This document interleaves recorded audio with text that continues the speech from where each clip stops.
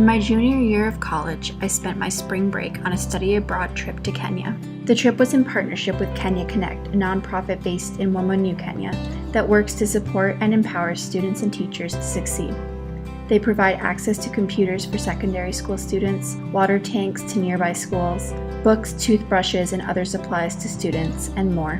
For 10 days, we worked with them to create media projects about various aspects of life in Kenya.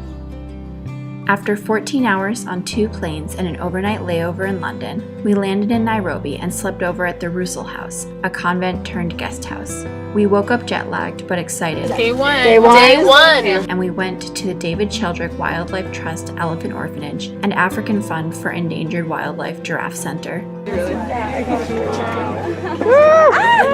While we did not see these animals in the wild, it was certainly far from the zoos I had been to in the US. They were primarily rehabilitation centers where the only purpose of visitors is to bring in revenue to continue the animals' rehabilitation. After some lunch, we got on the Kenya Connect school bus to get to our final destination of Wamunyu, Kenya. For the next week in Wamunyu, we went to homesteads, markets, a woodcarvers co-op, and many schools, both primary and secondary. Visiting the schools was definitely the highlights of the trip for me. These schools, such as Nunga Primary School and Kumbidi Primary School, have the same objectives as any US school, to provide a place where students can learn and grow. But there is no glass on the windows. There are no bookshelves on the walls. Students sit at rudimentary desks and work from worn workbooks. And yet there is a yearning for knowledge unparalleled by anything found in a state-of-the-art American classroom. Not only were the students willing to learn, but they were always willing to welcome us.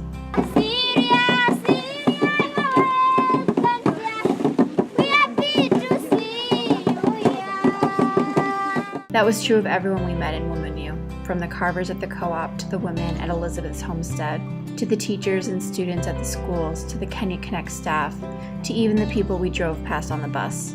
We were welcome in Wamunyu.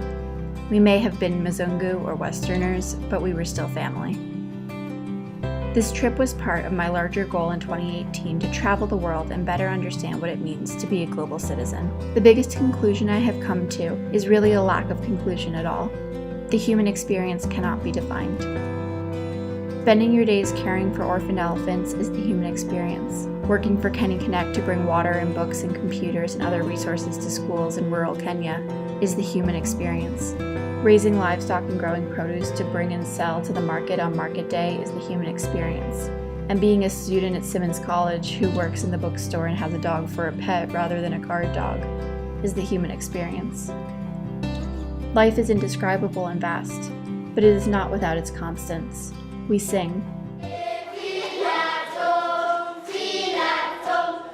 We dance.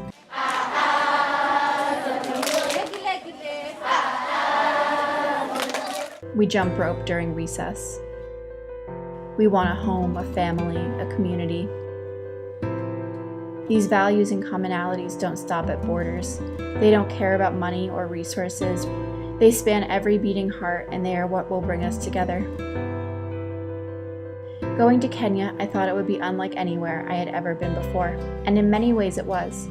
I ate the best mangoes I had ever had, and slept under a mosquito net, and went to the bathroom in a pit in the ground. But there was something there, something I know now is everywhere, that made me know I will always have a home in Kenya. Love.